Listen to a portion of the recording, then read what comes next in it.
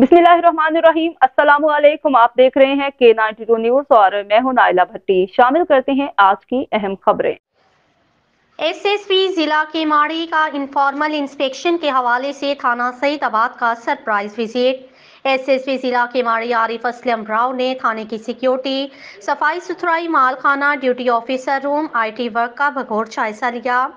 SSP Keamari ने head मुहर्रर room में रिकॉर्ड रजिस्टर्स को भी चेक किया और रिकॉर्ड को बेहतर बनाने के हवाले से हेड मुहर्रर थाना को जरूरी हदायत जारी की।